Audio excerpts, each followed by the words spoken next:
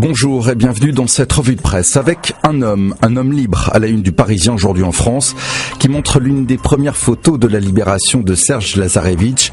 Le journal revient sur ses 3 ans de détention par AQMI. Il évoque une longue négociation menée sous l'égide du président nigérien et pose évidemment la question, sans réponse officielle, des contreparties. Libération, qui estime que c'est toute la France qui est libérée, relaie une information de la presse malienne qui a rapidement évoqué un échange avec 2 prisonniers détenus à Bamako qui sont soupçonnés justement d'avoir organisé le rapt du Français. L'autre grand titre de la presse concerne la loi Macron sur la croissance et l'activité présentée en Conseil des ministres. Il s'agit juste d'une mini-réforme qui déchire le PS selon le Figaro.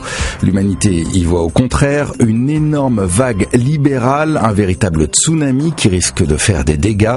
Pour les Échos, ce projet de loi est le va-tout réformiste du gouvernement, avec un Premier ministre qui s'engage fortement avant des débats parlementaires qui s'annoncent très musclés.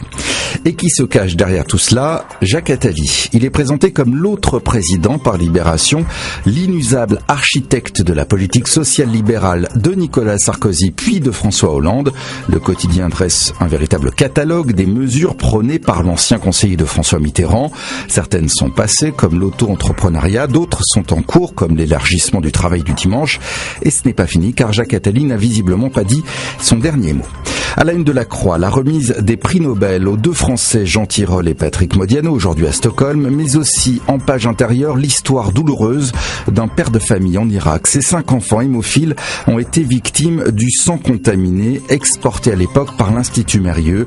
Cet homme se dit aujourd'hui choqué qu'on lui ait proposé de l'argent pour se taire, alors qu'il demande uniquement une reconnaissance publique de la responsabilité de l'entreprise. Le Monde, de son côté, partage à une entre une étude sur le fossé entre riches et pauvres qui ne cesse de se creuser et un film. Et quel film? La presse est unanime. Timbuktu est un grand film, un récit profondément humain sur les ravages de l'islamisme radical. Interviewé notamment dans La Croix, le réalisateur Abdelharam Sissako explique comment il a choisi de raconter la vie de ceux qui résistent.